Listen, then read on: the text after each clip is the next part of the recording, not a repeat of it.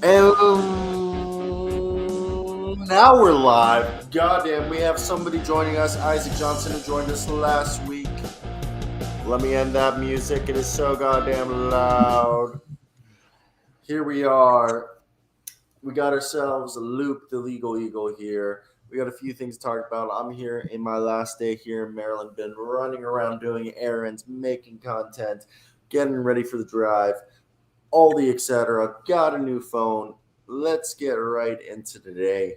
How are you doing today? I'm also, first order of business when I get back, I'm giving you a microphone and a headset to have. Yeah, I mean that's fine. Like I just don't have that stuff. Yeah, I'm giving you my mobile mic, which is what I'm using right now Yeah, because I have my professional mic back in my apartment, and I'm giving you a pair of headphones. So when we do the yeah, show, because my you, headphones don't have a headphone jack, yeah, so they don't. I have like three headphones with headphone jacks. Yeah, it's Apple, man. Apple kind of Apple fucked us with the non-headphone jack. So I just sent Isaac the link, but let's get right in. Today we'll be talking Donovan Mitchell's return to Utah, which was really cool. I'm actually going to queue up a video that I sent you. the video of him greeting the fan. Yeah, dude, I almost cried watching that. Yeah, see, that's one thing I like to see of NBA players, like how DeMarcus Cousins, for example, he's still like the year that he got traded from the Kings, he still had his camp that summer in Sacramento, and he still Did like he actually? Yeah, he still had because he still had his camp that summer because it was already scheduled and he did it every year in Sacramento because he'd been there his whole career and he was invested in the community. So it's nice seeing things like that where NBA players, even if they get traded, they still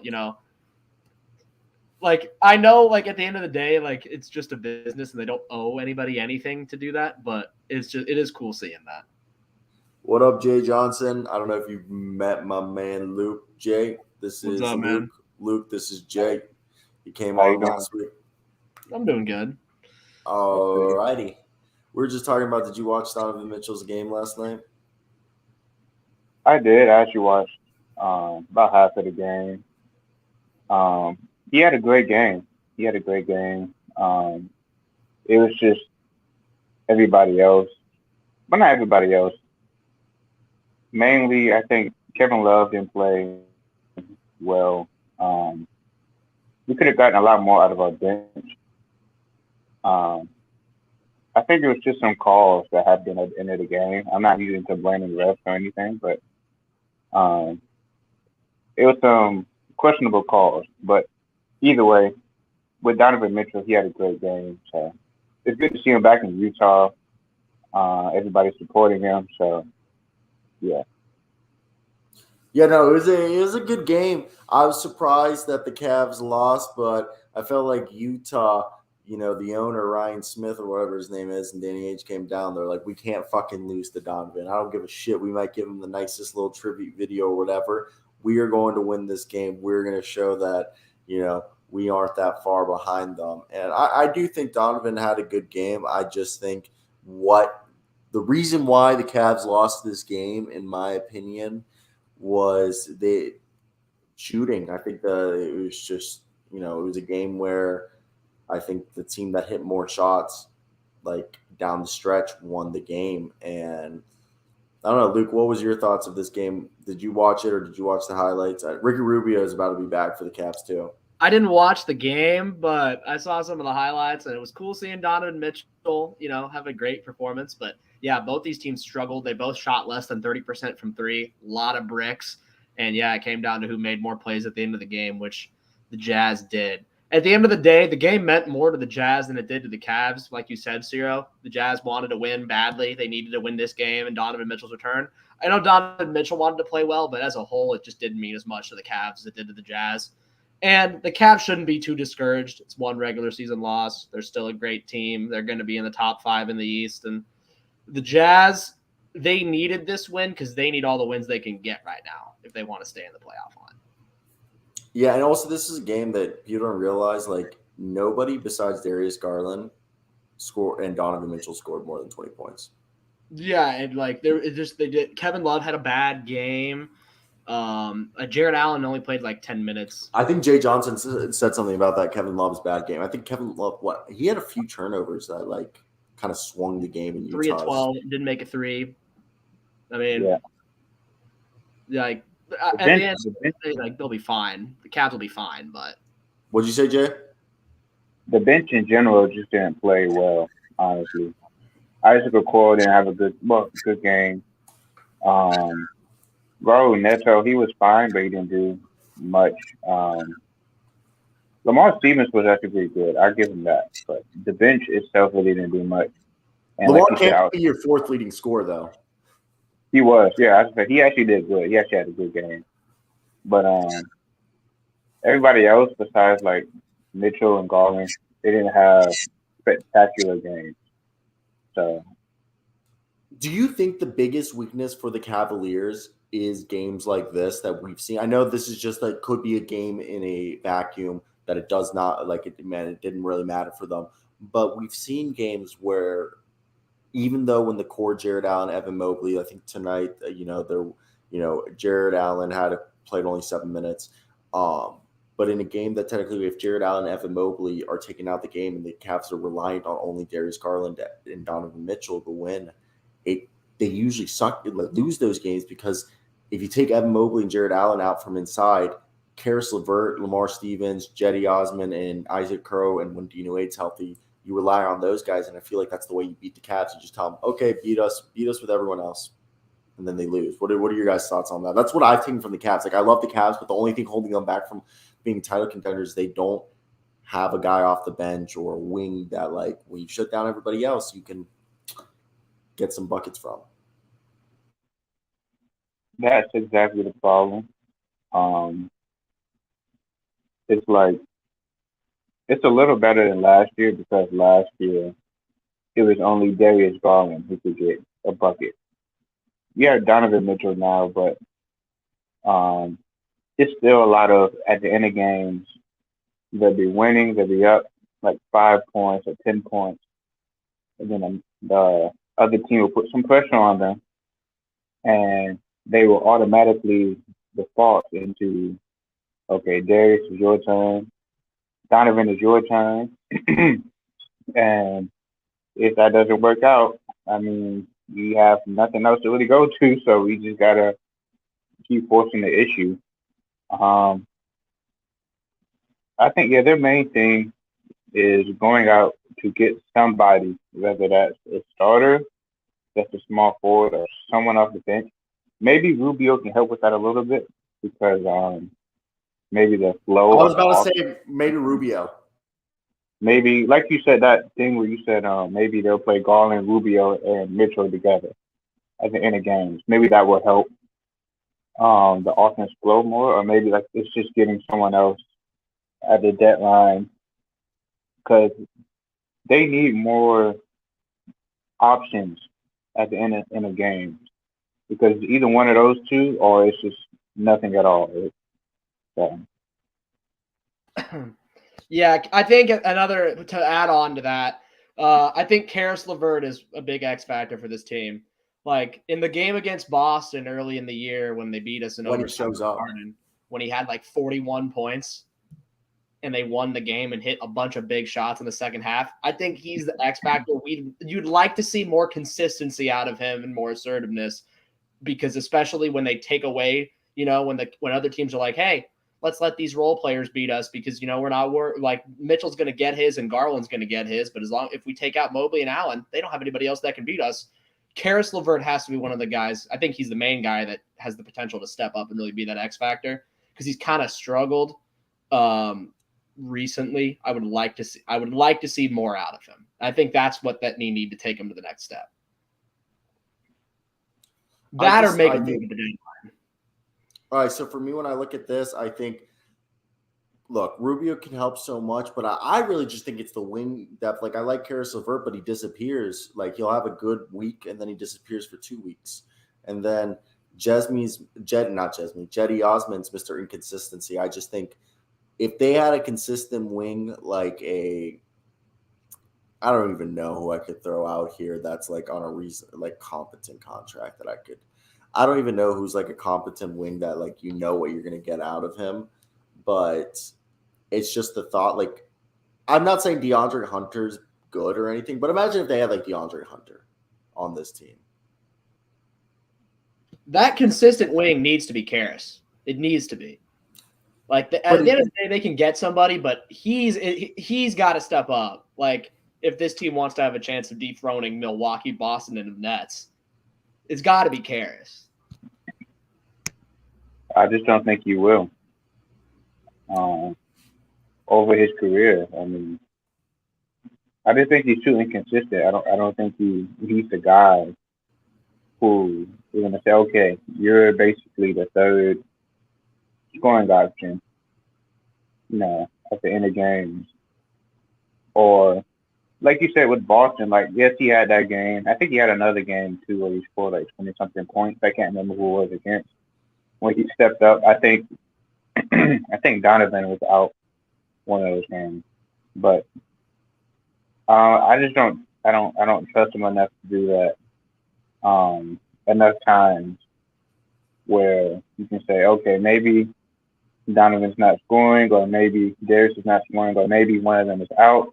Hey, Karras, we need you to get us 20 points. I don't know if I can just call on that like every time I need that. So I agree with you. I think that's the big thing with me with Karras is it's not even just that. It's just like, it's what I was saying. 1 week you'll get Karras LeVert and you're like, holy crap, this is the Karras LeVert who's dropping 17 and he looks like the third option that this team needs. And then you start seeing this 2-week stretch where Karras is inconsistent. He's not as good as a ball handler or passer that he seems that 1 week. And then you get to realize, oh shit, this is why the Nets and the Pacers were cool with trading him. Exactly. I mean, you guys touched it best. Like he needs to be that, but like I agree. I don't think he will. Like if you look at his game logs, like I'm just reading up his game logs. He had a stretch at the end of December. He had 13, and then he had 3 games with less than 10 points before getting Kelly Oubre 18 and 20. I mean, he's injured right now, but yeah. Would you trade Karras LeVert for Kelly Oubre at this point? Just try to, like, because they're both expiring contracts, and Karras is a little bit more expensive. You call up the Hornets, you're like, look, both expiring contracts. Maybe they both want fresh faces. Maybe you guys get an opportunity to keep Karras, and we get an opportunity to keep Kelly. Kelly would be perfect. I don't know, man. Maybe. He'll have to start shooting better than what he is right now.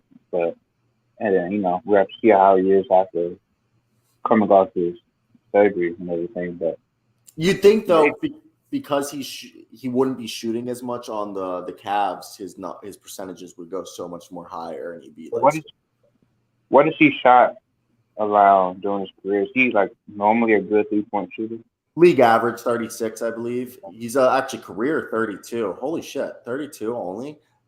Yeah, he's a below average 3-point shooter, but he's been better this year. But I mean, he's 30% on the year. Yeah, like what? He's 36, man. I'm looking at it right now. Karras LeVert?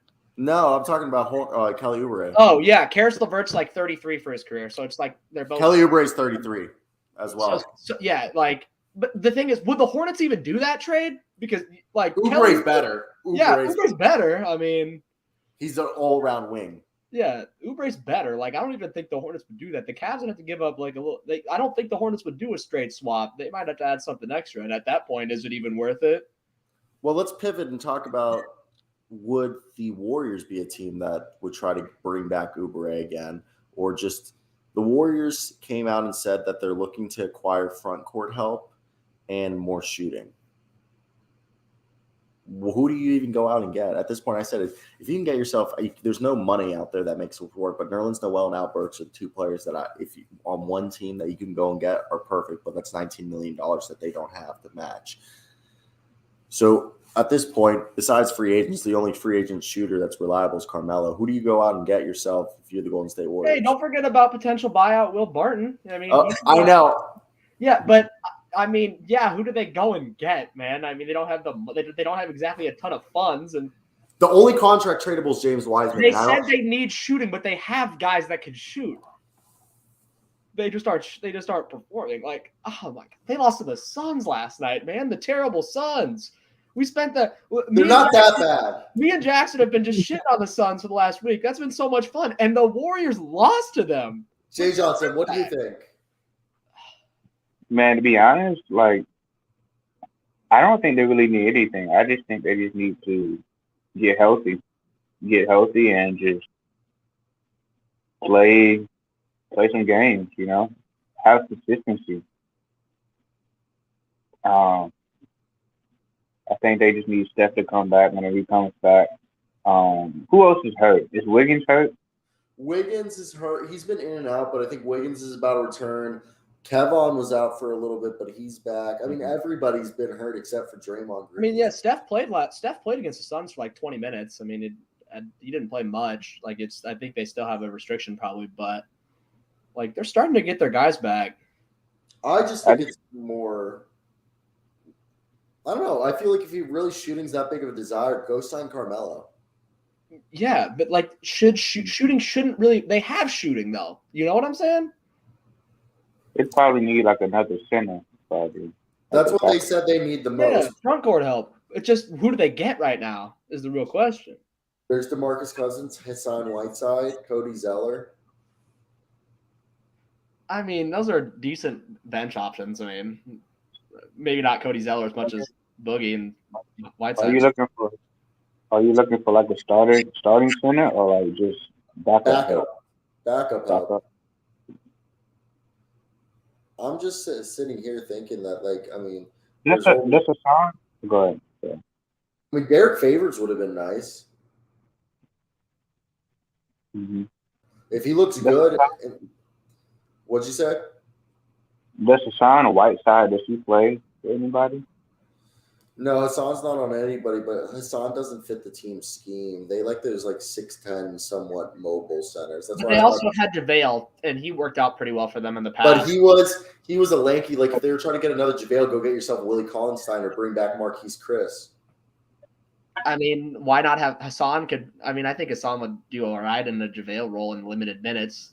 But I don't think they're going to sign him because I think if they wanted if they wanted a big guy, they should just get Boogie instead over Hassan if it comes to it. But like, it's rebounding. This team's the 16th offensive rebounding team in the league, 27th in blocks. There's just no rim protection. Yeah, I mean, what are they in defensive rebounding? Probably either league average or below, I would assume. Ninth.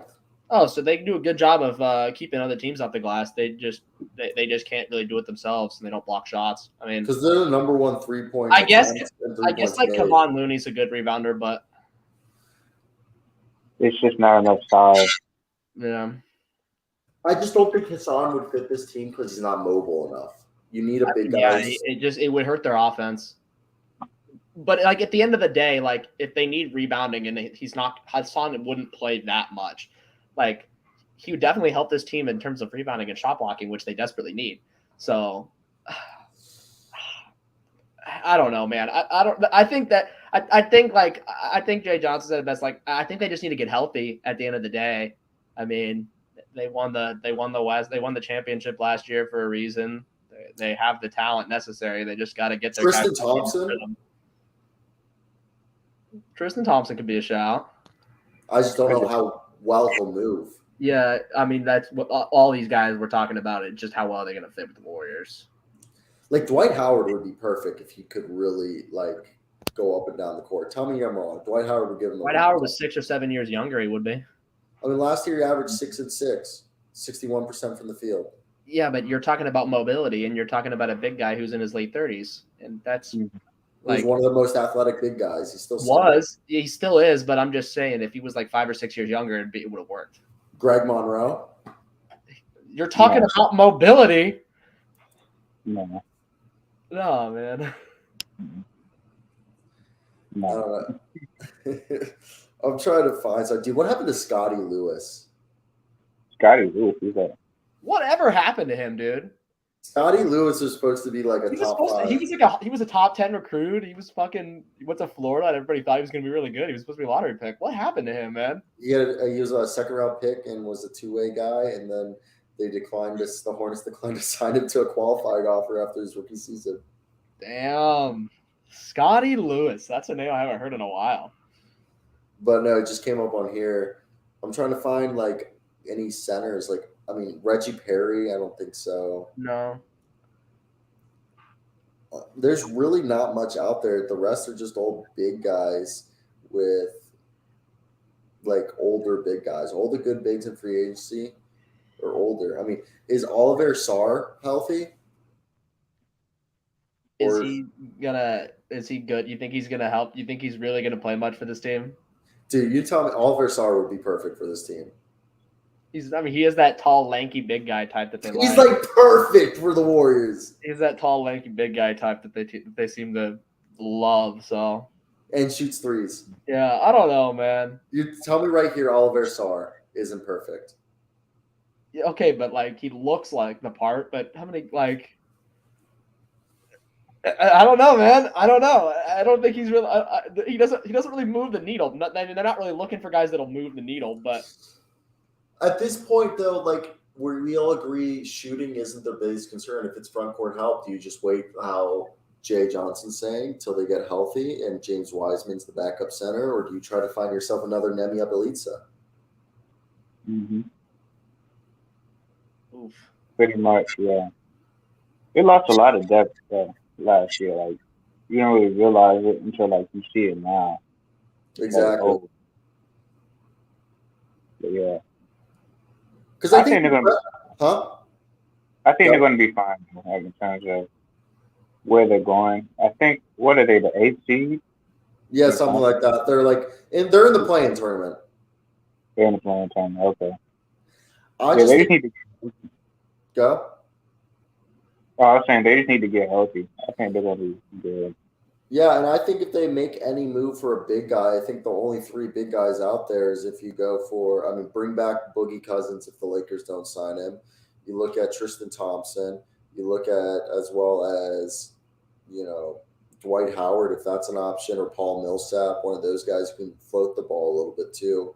But besides that, I mean, if you don't bring a big in and you hope James Wiseman's good, I think bring in another shooter like Ben McLemore or Carmelo Anthony. I really think like Ben McLemore, wasn't he a Warrior already once, or was he a Rocket? I think he was a Warrior, right, Luke? I mean, he was a Rocket. But he fit the system. What? He'd fit the system. I mean, he's a good 3-point shooter. Mm-hmm. But they don't. I don't think that they need shooting. If they get healthy, they have all the shooting that they need. So, Dude, Ben McLemore was such a bust. I mean, yeah, man. People thought he was gonna be cold though because he was a one and done guy. At KU. Yeah, I mean, he redshirted his freshman year because he was like academically ineligible. The year Oh, that was the year that we lost to Anthony Davis in the championship game, he didn't play on that team. He would have been a massive addition to that team if he played, but he didn't play for them.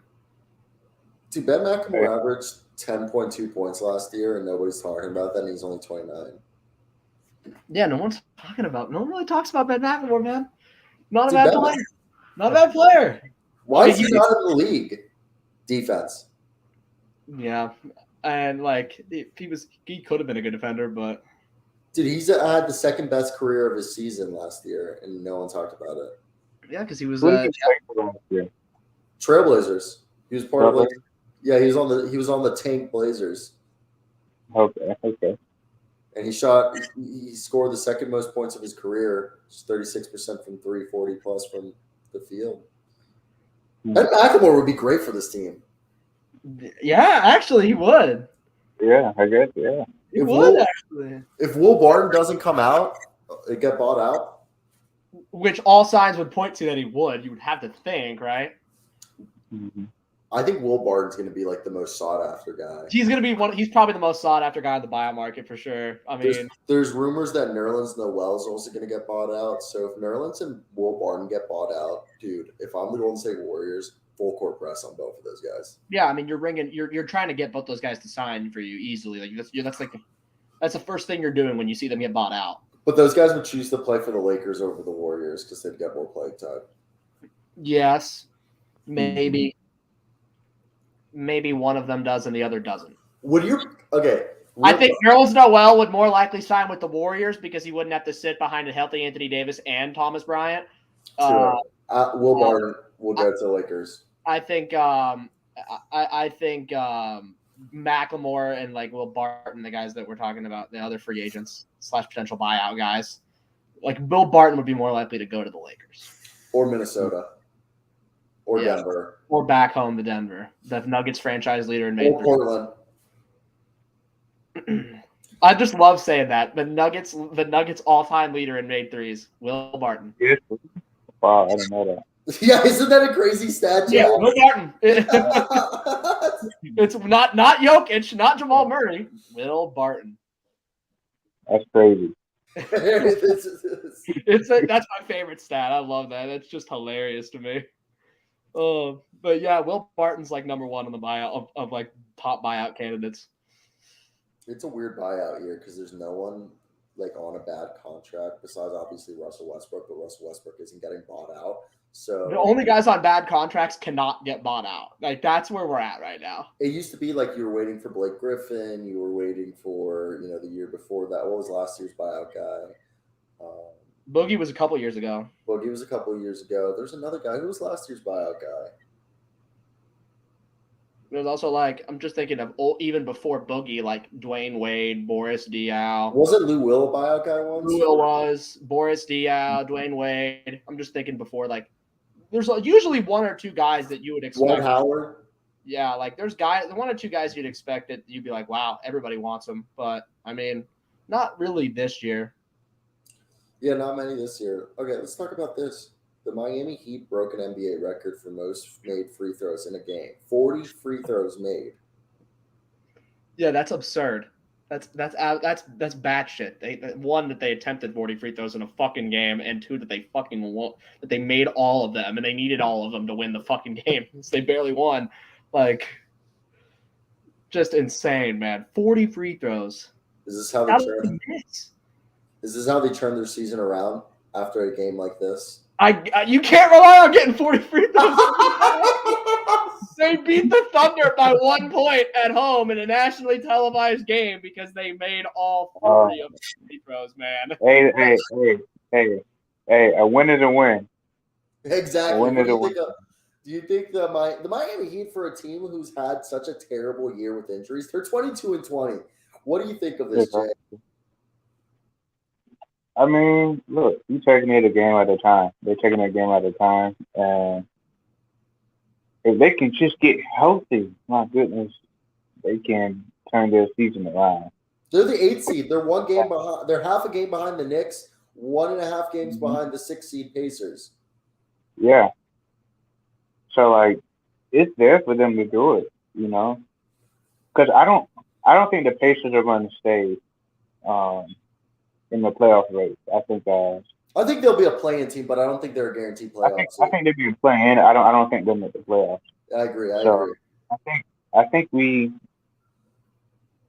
not going to be the 8th seed. I'll say that we're going to jump up past the 8th seed.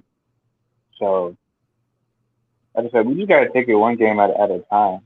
I think Hero just got hurt. Something happened to him. He didn't play yesterday, so.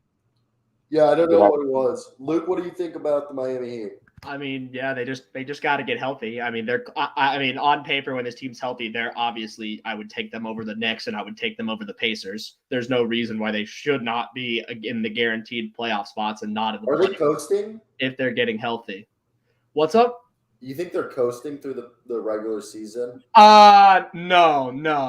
Because right now they're in the play-in, and you don't coast if you're in the play-in. You don't want to be in the play-in, especially if you're Miami. You want to be in the playoffs. So I don't think they're coasting. I think they're just like I think it's a mix of load management because they're the worst scoring offense. They're the worst trying to get guys healthy, but at the end of the day, like they can't coast because they know that they need to be in the playoffs because the play-in isn't good enough. And you can't rely on the play-in. But the offense has been an issue for sure. I mean, like we said, they were 40 of 40 last night from the free throw line, and they barely won.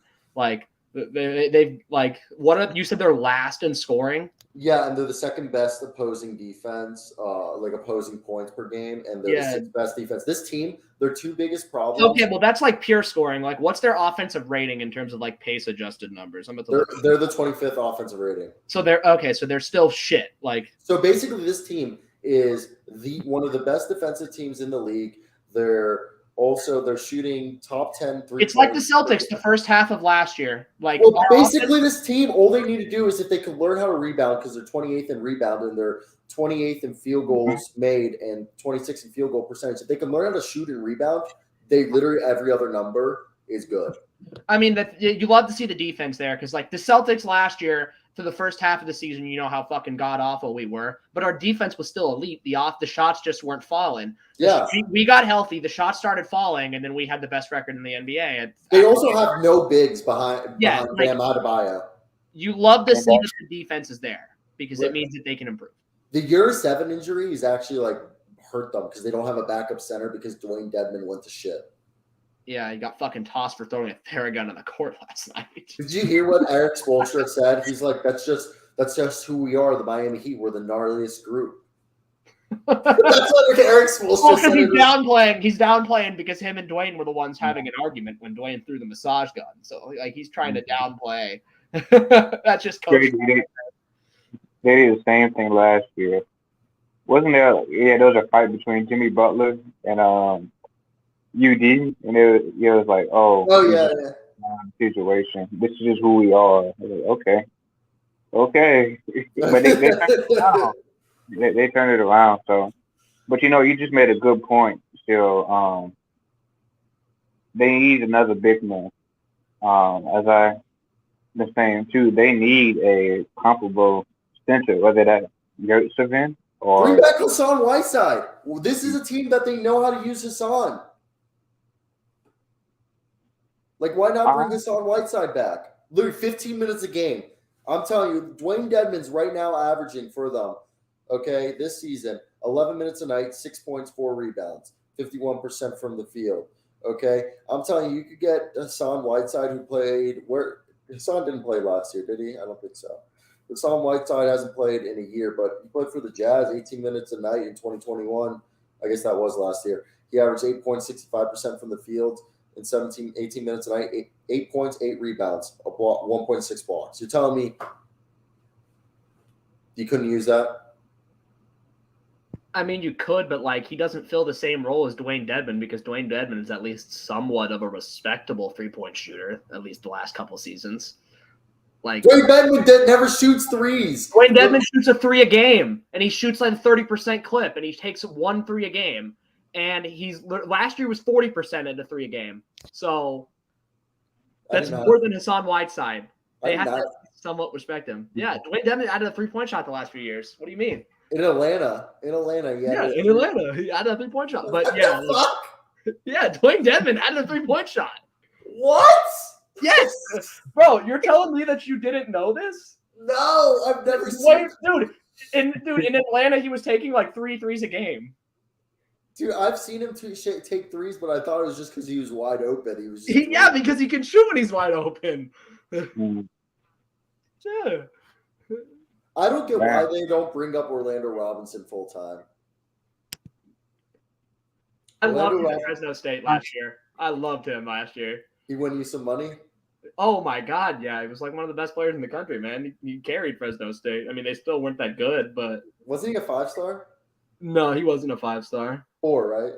He might have been. He was like a fringe 4-star, 3-star because like people were like, "Oh my God, this guy is insanely tall and like has an NBA body," and then he just translated all his other skills and was a monster for Fresno State. Damn, I'd like to see more of him. He was a 4. Yeah, he was a 4-star, and he chose Fresno over Georgia Tech, Boise State, and Oregon State. Damn, I'm not worried about the Miami Heat as long as Eric Spoelstra and Pat Riley are there. Like, I think you're good. Am I wrong? Yeah, they always find a way. They always find a way to just. The Pittsburgh Steelers of the NBA. Yep. Mm-hmm. They always find a way, and they'll find a way here. Eric Spoelstra is the Filipino version of Mike Tomlin. Yeah, he's NBA Tomlin. Yeah. They always are at least 500. Yeah. And they always take guys that have character issues and magically work them out. So exactly. They always take people from the G League just like or just from wherever. And all of a sudden they're playing NBA minutes and making valuable contributions. It's crazy. It's wild. And then they get themselves like a fat contract. But I want to move over. So today an article came out from The Athletic, Kelly Iko, who is the beat writer for the Houston Rockets. And he wrote that Steven Silas's job is safe. I'm going to read you exactly the information that came out the other day. I actually have it here on my phone. And basically what they said was that Steven Silas, they personally believe that this season the team has turned a corner, which I don't know what team they're watching, but they're like the worst offense in the fucking league. And this guy's an offensive guru, apparently. What? Yeah, let me read you exactly what they wrote today about Steven Silas's. I'm trying to find the article, and of course, let me just find Kelly Iko. Authors, Kelly. Here we go. I also thought Kelly Iko was a chick, but like it wasn't. So right here, let me read you exactly what they said. Okay, so somebody asked him, is there any truth to the rumors circulating Steven Silas' job's in danger, or does the organization understand this is a rebuild and have patience? This is without a doubt the most pressing question given the recent climate, so we'll start here. It feels like with each passing day, the frustration around this team grows, both externally and internally. There's no getting around it. It's rough out there for the youngsters. The last place Rockets are 10-30 and have lost 12 of their last 13 games, eerily similar to their slow start to the season when they lost 12 out of their first 14 games. Their recent slide has only brought more questions about the legitimacy of their overall rebuild and whether this group is progressing. Has there been real improvement? Silas had a lot to say about that notion. Quote, we're the number one team in the league in offensive rebounding. I'm proud of that. Protecting the rim, we were horrendous protecting the paint last year. This year, we're fifth. Protecting the rim, which was even worse last year, we were really bad, and now we're 11th in opponent rim rate. The growth of Kevin Porter Jr. as far as being a point guard, playing even, and helping his teammates play. Jalen Green is getting to the free throw line, making plays, and having 5 assists and a half. Jabari Smith Jr., slowly but surely coming along and having his rookies up and downs, end quote, said Silas.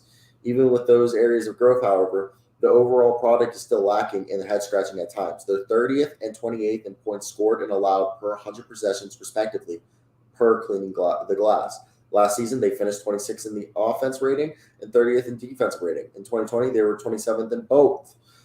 Youth is often leaned on and even championed to an extent when talking about patience, but Houston shouldn't be getting worse offensively as their rebuild moves forward. That falls squarely on the shoulders of Steven Silas and his coaching staff. But is his job in jeopardy? If we're being honest, Kelly Iko says he doesn't think Silas would have survived that brutal 2-12 start that they had. But as the walls caved in and it seemed like the coach was getting fired, he survived because Houston went 7-6 over the next 13 games.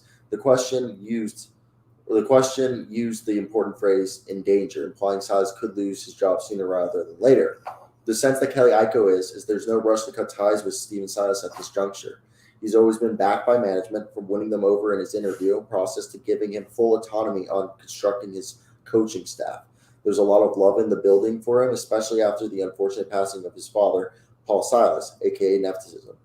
But to say their front office isn't frustrated would be a lie. If you want a game that encapsulated the 2022-23 Rockets, the Sunday night loss to the Timberwolves had everything. They built a big lead off the joys of youth and then watched it crumble with sloppy execution mistakes, with everyone scratching their head afterwards when asked what just happened.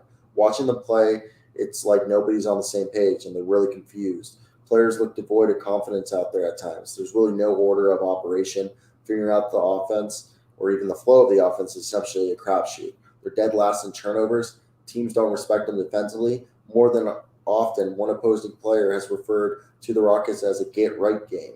That is all on Silas. Coaching is about setting your young guys up for success, about the intangibles you build as well: confidence, trust, security. 3 critically important variables in the young players that seem to be lacking right now. Cleveland Optimistic tweeted, Jalen Green, dribbling out of control with no direction, gives up the ball and passes to Eric Gordon, who dribbles out of control with no direction, who gives up the ball and passes to Kevin Porter Jr., who dribbles out of control with no direction. If you zoom out, Houston's brass already looks at this rebuild as a 3-year plan that might be drawn out. And this is the last season that, being bad fully benefits them. Thanks to the Chris Paul Westbrook trade a few years ago, the Thunder received the Rockets' first-round pick in 2024 and 2026, both top 4 protected, and gained the rights to pick swap in 2025. Houston allowed Silas to make them, make the bet he wanted. Now he's accountable with everything going on. And Kelly Olynyk, to wrap this whole up, said if he was a betting man, he'd see Silas finishing out the season. This assuming the losing streak doesn't go into double digits. But prior to this new year, the most consecutive games Houston had lost was 6. Now they're looking at dropping 7th. So I think depending on how they finish out the year, he's not sure if Silas can survive like after the season, but he sees him finishing the year. What are your guys' thoughts after all that information? Sorry for all of it. I mean, like you hit the nail. The article kind of hit the nail on the head by talking about how their offense has gotten worse. I mean, last year they were 26th, that said, and this year they're 29th in offensive rating. I'm looking on Basketball Reference and adjusted offensive rating. They're last. They're towards the bottom and everything. I mean, like at the end of the day, this guy was supposed to be this guy. People had thought of him dating way back to the Bobcats days as sort of an offensive guru, mastermind, if you will. And it just has not panned out. We were talking a little bit about the Austin Rivers comments yesterday and how I was like, oh, man, this guy's taking shots at his former teammates. But you pointed out that maybe it was more of a he's taking shots at Steven Silas for not coaching these guys. And maybe that's what it was. Maybe that's not what it was. But it's hard to look at the Rockets right now and be like, oh, man, they're really showing progress. They've been shit every single year under Steven Silas, and there's no development, and the issues are the same. We knew it was going to be a rebuild, but even rebuilds have to show progress, and the Rockets just haven't. Yeah, most teams get better offensively and then get better defensively, not the other way. Not be 28th or lower in both, which they are for this year, which they like. I mean, they just haven't shown progress. Jay Johnson? I'm gonna try to put the Rockets rebuilding into perspective in my mind. So, okay, so James Harden left late 2020. Yeah, after they hired Steven Silas. Steven Silas was supposed to coach James Harden. Okay, so they hired him, yep. So it's been about 2.5 years. Mm-hmm. So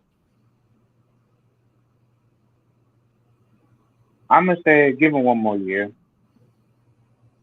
Give him one more year and do what you will with him from there. I'm gonna try to compare. I'm gonna try to compare it. I don't know if this comparison really works, but I'm gonna try to compare it to JB Bickerstaff with the Cavs. I think because when he first came, it was after Beeline. I can't say his name. John Beeline got fired, and he was working with a rebuilding Cavs, and it took them a couple of years to get their footing, even with JB. And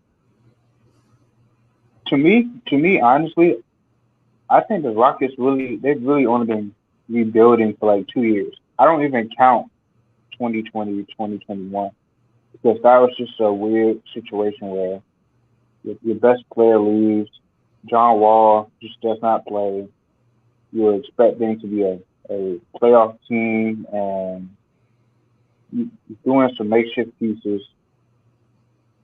So I'm gonna say they've been rebuilding for about 2 years. I think you give them another year. I don't think 2 years is enough. I understand they haven't improved at all, but I don't think that's enough time to justify with the pieces that he has to say, okay, well, we haven't gotten any better from last year to this year. That must mean it's him. I think it's just it could be him, but I don't know. I think they just need to give one more year. They need to give one more year to see what happens, personally. Yeah, so I want to go off of this. So the reason why you saying that makes me, I might agree with that is, guess who got 4 years that nobody talks about, and in his first 3 years, they only won. Okay, and I know one of the seasons there were 72 games, but in his first 3 years, this man won 96 games in his first 3 seasons before being fired after his first winning season, going 43-39. James Borrego was the head coach of the Charlotte Hornets. In his 4th season as the Charlotte Hornets head coach, he went 138 wins to 163 losses. His first season, he went 39-43. Second season, 23-42. And then the third season, 33-39, with his final season going 43-39 and being fired because they lost in the playoff. Another guy like that is Brett Brown. He won less than That was different. That was different. He won less than 20 games in each of his first 3 seasons, and he won 28 in his 4th season, and then they ended up being really good. So how many years did Brett Brown get? He got 4 years of winning 28 games or less. 3 of those he won less than 20, and then in his 5th year they won 52 games. But he coached them for like 7 years. He coached the Sixers for 4 years. Then they won 50. Once they He started, coached the Sixers for 7 years. Yes, but they were bad for the first 4. That's what I'm saying. They were bad for the first 4, and then they last 3, they were a playoff team. But everyone knew Brett Brown was a good coach. Did they? Yeah, Brett Brown, because he was. No, that's not what the discourse was at the time. Like after year 3, man. No, I'm telling you right now. Okay, from what I remember is when they hired Brett Brown, he was a San Antonio Spurs long timer. Like literally, he replaced Mike Budenholzer when Mike Budenholzer went to Atlanta as like the lead assistant on Greg Popovich's bench. And everyone was Ime Udoka before Ime. Yeah, Brett Brown, and basically he was like the next Mike Budenholzer. He was like given the chance to success Mike Budenholzer as the top assistant, and he said, "Nah, I'm going to take the Sixers job." And Sam Hinkie said when he hired Brett Brown, he says we're going into a total rebuild mode, and the way that he got Brett Brown from leaving the Spurs was by giving him a fully guaranteed 4-year deal that he wasn't, and gave him a verbal agreement. They were fucking awful. No, but he gave him a verbal agreement, okay, that he was going to, regardless, because they told him it was going to be a 4-year rebuild, that they were going to be terrible for 4 years, and they said, we don't give a chance. Not give a chance. He said, we don't care about your record. We're going to just have you for all 4 years. Like your win-loss record does not matter. It just matters about developing the players. And they hired him because he was like a really good player developer. And they said, we just want you here because we know you were Greg Popovich's best friend, and you were one of the guys who innovated Greg Popovich's offensive systems in the mid-2000s. So we're going to just have you here develop all these like fringe contract guys like, Jeremy Grant, Jakar Sampson. Michael Carter-Williams. Michael Carter-Williams was a lottery pick. But he wasn't – they had to develop him, didn't they? Yeah. And then exactly. And then after only 2 seasons, after losing 2 years in a row, they gave him a 3-year extension after his second season. Brett Brown was always like – He was always going to be given 4 years to rebuild. And if they give Steven Silas another year to rebuild, that'll be 4. So, I fail to see how this is that different from. I think it's more like James Borrego. I believe you give coaches 4 years. Yeah, and Brett Brown got 4 to rebuild, and Steven Silas might get 4 to rebuild if they bring him back after this year, which maybe they will. But like another guy like Brett Brown, who was a top assistant coach, who people thought was great at developing players and running an offense. Jazzy. But she doesn't like Steven Silas. Maybe they give him 1 more year. At the end of the day, I don't really see how the Rockets are gonna improve under Steven Silas. But I don't know, man. I mean, it's all like at the end of the day, I can see them bringing him back because they're going to be bad. But last year's and next year, they can really afford to be bad. So if things don't improve next year, he's gone. Well, what do you think is their biggest problem in general? No direction offensively. They're inefficient. They're last in the league in field goal percentage. They don't have an offensive scheme. Like it's not like they run like if this team just ran 10,000 pick and rolls a game and then did everything out of pick and rolls, I'd be fine with it because at least I know they run a pick and roll offense and their offense is structured off the pick and roll. But they literally just give the ball to somebody. Here you go, Jalen. Yeah, they literally just here you go, Jalen. Try to create for yourself, and if you can't create for yourself, try to see if you can set somebody up. Here you go, Kevin Porter. Same thing. Oh, Eric Gordon. Try to make these young guys look normal. Yeah, it's like, man, why aren't these guys putting up efficient numbers? Oh, because they're taking tough shots a lot of the time. And then in the games they won is when they were getting the ball, they would have Kevin or Jalen bring the ball up, And then in the half court, they would have Alper and Şengün who can actually pass, run the offense. Because the whole thing is they don't have a legit point guard. That's the other thing. So they go through Kevin Porter Jr., Eric Gordon, and Jalen Green, and they're like, okay, you three take turns being like lead guard, when none of them are actually lead guard by nature. Well, I think That's my opinion. I think the first thing on the court wise, like players wise, like you said, they need an actual point guard to set them up. Kevin Porter, he can play point guard, but he's better as a shooting guard. So they need a point guard. As for Steven Silas, I think one thing they can do. No, don't ask me who they would get, but if they don't want to, replace him after this year, they can try to get some veteran assistant coaches. Like, maybe I don't know who the assistant coaches are, but they can bring somebody in who could help them out. Like for example, I'll use even with Cleveland this year. They brought in Luke Walton, and a major thing last year with Cleveland was that they was like, oh, we don't really run an offense. It was just always going through Darius Garland. But I think if they bring in like a couple of assistant coaches, just someone, I don't know who it would be, but someone who can just, I have returned. Help them out. Someone who can help them out. I think that's something that they can do. Steven Silas right now, he's a young coach, so I think he just needs someone. He needs people to help him out personally. No, I agree. Here, let's pivot because the show is wrapping up, and I wanted to go talk about a mock draft. This one's from NBADraft.net, and it's a consensus. And right now, this is so funny right here. I laughed so hard at this. Look at who they have number 1.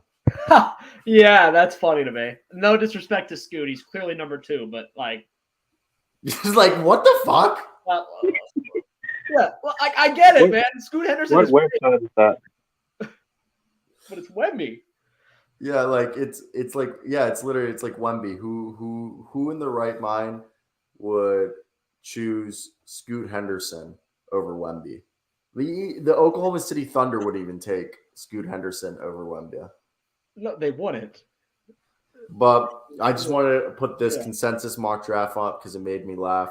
You got Scoot Henderson to let you go number 1. Victor Wembanyama at 2. Okay, I guess whoever made this was a Rockets fan. Yeah, clearly. Brandon Miller to Detroit. I feel like that's just way high for Brandon Miller. Is it though, man? He's been the best freshman in college basketball. So I guess I'm just partial because I just see him as a shooter. Yeah, but he's not just a shooter though. To me, he is. He's shooting like 60-something% on his twos this year in the last 5 games. I just don't see him being a defensive player or like a ball handler.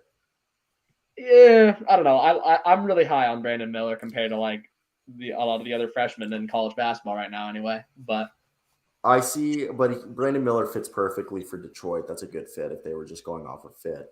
I think right here, San Antonio would take G.G. Jackson because they would probably want to do Jeremy Sohan and G.G. Jackson together.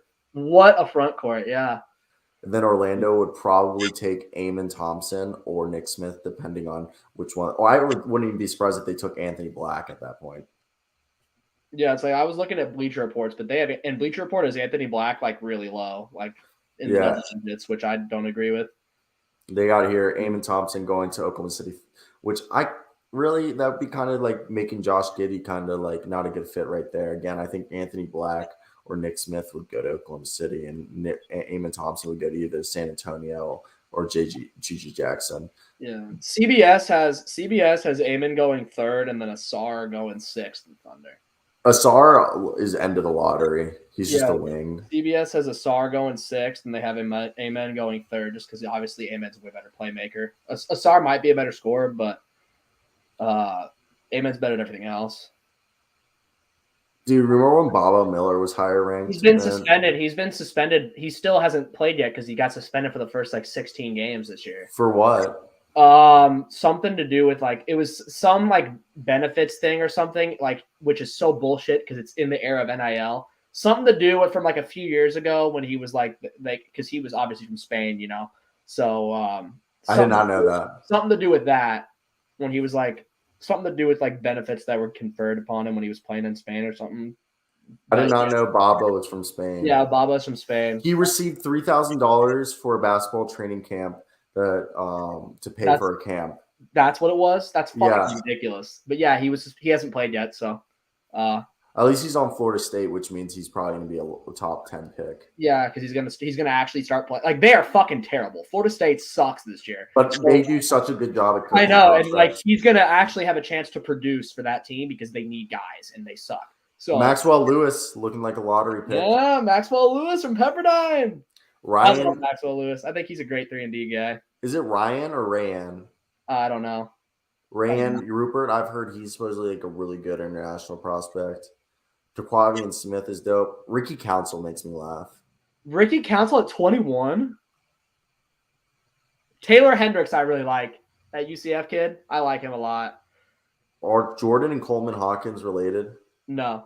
That'd be funny. But yeah, they're both those guys. This is Imani Bates won't go in the first. No, he won't. Definitely not. Like anybody you see on here, Jay Johnson, you liked? I ain't gonna lie, I'm not keeping up too much with college basketball, but I will say one thing though. I do love me some Scoot Henderson. Scoot Henderson's nice. He's nice, man. He reminds me so much of like John Wall. Like when John Wall was at Kentucky. Mm-hmm. He reminds me of him so much. I want him to go to Orlando. I know Orlando's doing like better than maybe not better than expected, but like I think they're like 13th. But I want him to go to Orlando. I think that would be such a perfect fit. Who do they have in the second round? What? Dariq Whitehead is at 42. They have scroll back down. Where was that UConn kid, Donovan Clingan? I saw him somewhere. He's not leaving this year. He's like not even a starter for UConn. He's there he plays like 10, 15 minutes a game. So I don't think he's gonna leave. Julian Phillips is kind of his draft stocks kind of fell this year because the offense hasn't been there. But he's still a phenomenal defender. So I think he probably is a late first round pick. Interesting draft. And obviously, like the Scoot Henderson being at 1 is pretty funny to me. I'm not knocking Scoot, but like memories. You guys know what time it is. How we wrap up every episode. I got my lucky charm right here. She's gonna help me win. Who was yesterday's? She's gonna take a guess. Who was yesterday's? We got really early because you said one guy and I said somebody else. Anthony Simons. Anthony Simons. Okay. Chris Paul. God. Nope. 37-year-old. Andre Iguodala. Oh, yeah, bald guy with the beard. What? Oh, he's 38, you fuck. But he's a forward, though. He is a forward, though. It can't be Udonis? No, because he's not 37. Is Udonis 40? Udonis is older than 37, bro. LeBron? But he's 30. Oh, is it how old were they at the start of the season? Or is it how old were they at the – okay. So, okay, it's not – it is – He's so 6'9". Okay. 6'9" and 37. So okay, it's how old they are currently. Because, like, LeBron obviously would have been 37 at the start of the year. All right, let's talk about the oldest players in the league. What conference? Do you have a conference? Exout East, right? East Conference. Okay. So we got – I'm trying to think. PJ Tucker? That doesn't look like his face.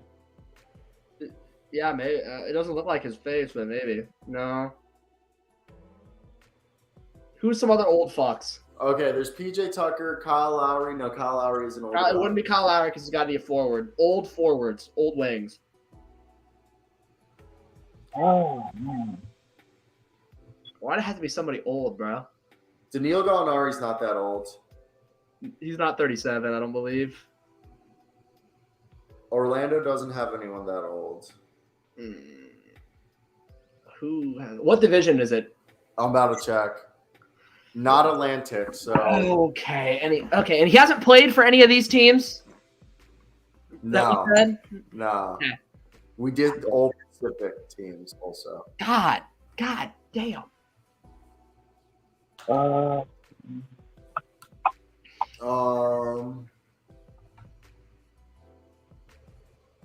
my god. Dude, how many days in a row have we gotten the Purtle? We've never missed one since the start of the show. Oh my god, this might be the one. Okay, so if it's not Atlantic, He's got to be in the Central or he's in the Southeast, which would mean that he's it's not in the Central, so it's he's 6'9" though. Oh, we already knew that. Never mind. We already knew that because LeBron. okay. So he's in the Southwest or Southeast. I mean, so that's Atlanta, Miami, Charlotte, Washington, and Orlando. Orlando. It's not going to be Orlando. Yeah, because the oldest player on Orlando is Terrence Ross and Gary Harris. They're like early 30s. Then Atlanta, oldest players on Atlanta.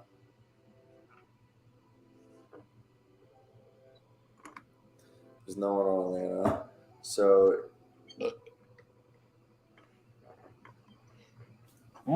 so it's Orlando, Atlanta, Charlotte, Miami, and who's the fifth one in that division? Washington? Is Washington the Southeast, right? Didn't we already say that? Yeah. Mm-hmm. I'm thinking it's from Miami. Oh, it's Taj Gibson. Wow. I realized what we were doing wrong. We were thinking of like wing forwards. Yeah, we weren't not thinking of big big guy We forwards. should have been thinking about Taj Gibson, guys. Oh, that's right. Okay. That's only because I'm a Wizards fan. Well, yeah, we got it, though. We got it. Oh, Hey, I could have given it this time, but you got it. All right. Jasmine right here says, good night, everybody.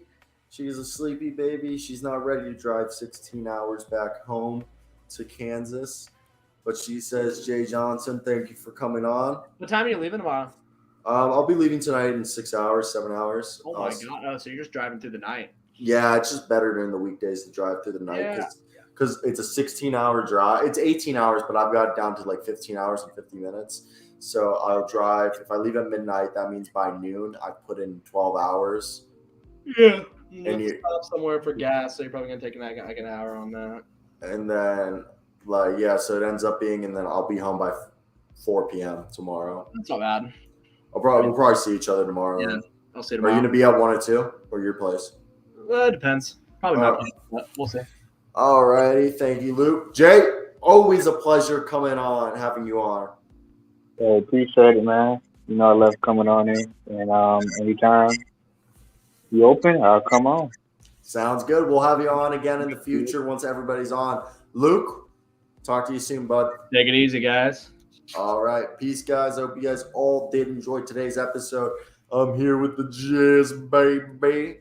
She's over here saying love. All right. She says, thank you, everybody. If you guys did enjoy today's show, be a friend and tell a friend. I'll be back in the studio tomorrow, back in our normal setup. But thank you, everyone who just spent the last hour watching it with us. It was greatly appreciated. Again, be a friend, tell a friend, like, comment, and subscribe. We should have some clips put out tonight. But beside that, that's it from us today, guys. Till next time, guys. Hopefully we'll be back tomorrow and everything will be good. Love y'all. Wait, let me cue the outro. No, we're about to do this wrong.